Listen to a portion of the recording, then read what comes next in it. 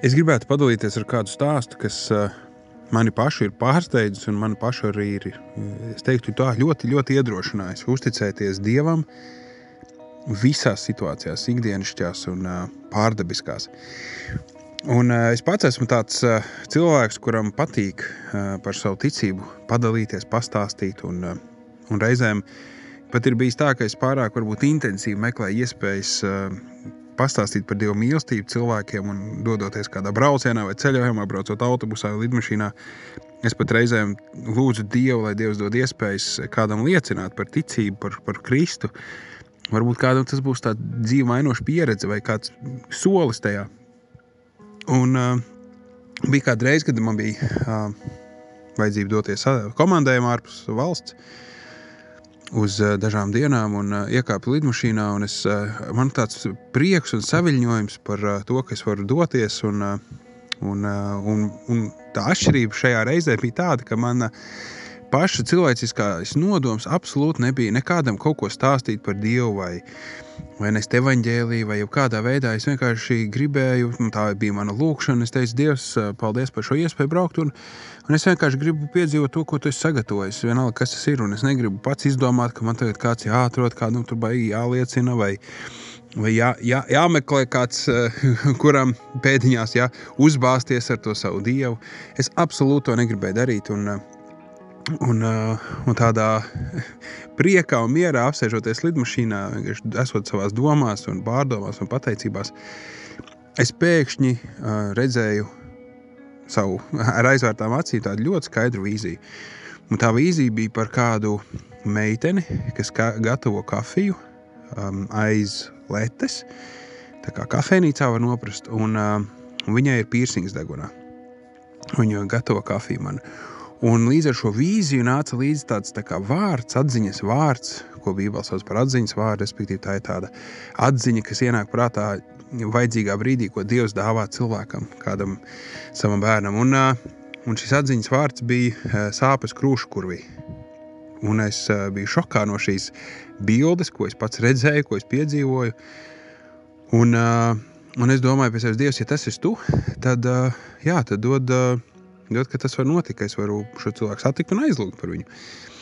Un jāsaka vēl viena lieta par sevi, es esmu tāds ļoti liels kafijas cienītājs. Un katru reizi, kad es kaut kur dodos, es mēģinu aiziet uz kādu speciality kafijas, ja tā var teikt, augstākā labuma kafijas, kādu grauzdātavu vai kafejnīcu, kur tādu pasniedz. Un tā kā lidojums bija caur Minheni, un Minhenē es pats nekad nebiju bijis, es biju nolēms jau iepriekš, ka es iešu uz kādu šo speciality kafijas veikaliņu, kafejnīciņu. Un es jau biju pat izvēlējies, uz kurien es došos, uz kuru no šīm vairākām opcijām Minhenē, centrā. Un es Dievam tā arī teicu, Dievs, ja tas esi tu, un man ir jālūdz par šo cilvēku, tad es iešu šo veikaliņu, šo kafejnīcu, un ja tur būs meitene, kas ir kā barista, kā es nopratu no šīs vīzijas, un kurai ir piercings degunā, es vienkārši par viņu aizlūkšu. Un tad es tā nolēmu, bet ar absolūtu mieru. Bet ja tas neesi tu, ja es pats kaut ko sadomājis, lai notiek. Paiet kāds laiks, es nosēžos, lidmašīna nosēžas Minhenē, aizbraucu līdz centram, staigājos pa centru, skatos, pētu, pirmoreiz tajā pilsētā, un skaisti, un laba diena, tāda saulaina, rudens diena, un es tuvojos tagad tai kafejnīcai, ko es biju, ja tā var teikt, nolēmis, uz kuru doties. Un ejot tuvāk, sirds sāk sisties aizvien straujāk un straujāk, un es vēru vaļā durvis šai kafejnīcai, un es skatos, kas stāv aiz letes, un tur stāv jauns Džeks. Un es tā kā nedaudz tāda atvieglojumā, nopūšos, nebūs nekas jādara, jāsaka, es pats laikam kaut ko biju sadomājies. Un es pieeju pie viņu, mēs runājam kaut ko par kafijas veidiem, kādas varētu dzert, un es izvēlos, un tūlīt taisos maksāt, un pēkšņi no aizmuguras, no virtuves zonas iznāk meitene, kurai ir piercings degunā. Un es esmu absolūtā šokā, man sirds atkal sāk sisties. Bet labi, ka man bija kafijas, apsēdos, sāku lēnām dzert, un teicu, Dievs, ja tas esi tu, kurš šo tiešām visu organizē, lūdzu, palīdzi man atrast labu laiku un veidu, kā es varu aizlūgt par šo meiteni, ja tas ir svarīgi. Un es negribēju necienīt ne viņas darbu, ne citus klientus, kas nāk pēc kafijas un tagad taisīt lielu, kā saka, jēzgu ap to, bet gaidīt mirkli, kad neviena nav. Un es esmu pabeidzis dzert savu kafiju, un tieši ir mirklis, kad šis Džeks, viņas kolēģis aiziet atkal aizmugurē, tur, jo neviens klients nav, ir pilnīgs klusums, un viņa viena pati tur ir viens cits kafejnīcā cilvēks, kas sēž stūrītīs, baud savu kafiju un es, un tā meitene aizlēc, un es pieceļos, pieeju, pajautāju, vai es drīkst viņai kaut ko pajautāt, es varu noteikti angliski, protams, viņa saka, jā, protams, un es jautāju, vai jums gadījumā nav sāpes krūškurvī, un viņa sastingst, viņa skatās uz manu lielām acīm, un sāk grozīt tā kā galvu tādā pārsteigumā teikt, tas ir tik jocīgi, tas ir tik jocīgi, wow. Īstenībā, pirms viņi to sāk darīt, es sapratu, ka viņi neko nevar pateikt, viņi ir riktīgi samulsi, un es viņai teicu, piedod, es tevi varbūt samulsināju, es esmu kristietis, un es ticu Dievam un sekoju viņam, un braucot uz šeit, iekāpjot lidmašīnā, man vienkārši Dievs parādīja tādu redzējumu, vīziju, kurā es redzēju meiteni ar piercingu degunā, kas pasniedz kafiju, aiz letas otrā pusē, un nāca vārda līdzi sāpes krūškurvī, un es iedomājos, varbūt tā esat jūs. Un tad viņi sāk teikt, tas ir tik interesanti, tik jocīgi. Es tieši pagājušajā nedēļā biju baznīcā un kļuvu par krustmāmiņu, un es tik sen nebiju bijusi. Un viņi vienkārši atverās un sāk stāstīt visu par savu dzīvi. Un tad pienāk viņas kolēģis, sāk klausīties, ko mēs te runājam. Saprotu, viņam tas neinteresē, viņš aiziet prom. Un mēs turpinām šo sarunu. Un man tā iekšējā sajūta ir, ka nevar baigi ilgi aizrunāties, nāks atkal cilvēki, jo tā kafejnīca diezgan pieprasīti, daudz tur nāk, bet tieši tajā brīdī, kad neviena nebija, mēs sākām šo sarunu, un es viņai jautāju, bet vai ir tās sāpes krūškurvī, un vai es varu aizlūgt par jums? Viņa teica, jā, man ir sāpes krūškurvī. Un es paņēmu viņas roku, jo Bībelē teiks, ka mēs uzliksim neveseliem rokas un lūksim, un Tev taps veseli, un es vienkārši aizlūdzu, un es teicu pavisam vienkārši lūkšanu, debes Tēvs, Jēzus vārdā, lai sāpes pazūd no viņas krūškurvī, un lai viņi var piedzīvot Tavu mīlestību. Un, kad es beidzu, un lūkšanas brīdī, tas bija vēl interesantāka lieta, pēkšņi sāk zvanīt baznīcas zvani. Tas ir pilsētas centrs, ir apaļa stunda, ko es nebiju, protams, pamanījis, un vienkārši sāk zvanīt ding, ding, ding, ding zvani. Ļoti labi dzirdami zvani. Un es viņai saku, baznīcas zvani, un viņai vēl lielāks šoks par to, kas tagad notiek. Jā, un es viņai pajautāju, kā viņa jūtas. Viņa teica, tas ir tik jocīgi pārdabiski, un es prasīju, vai ir sāpes mazinājušās. Viņa teica, ka jā, es pat sajūtu, ka tā kā fiziski paliek vieglāk, kaut kas tā kā nokrīt.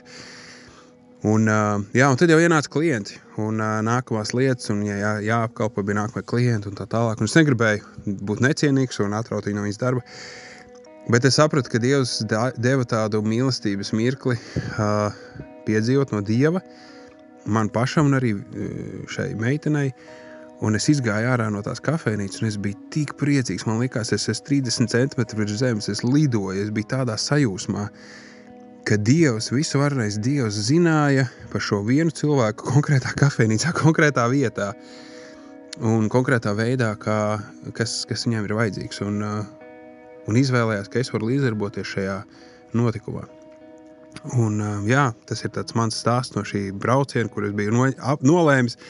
Īpaši nevienam nestāstīts par savu ticību, bet Dievs bija nolēmis nedaudz citādāk. Un mans iedrošinājums ir, ka mēs varam būt īsti godīgi, bet tai pašā brīdī, kad Dievs uz kaut ko aicina ļauties, un tas var izmainīt kādu cilvēku dzīvi. Lai Dievs jūs bagātīgi svētī. Mīļais Dievs, dari mūs drosmīgus stāstīt citiem par savu ticību.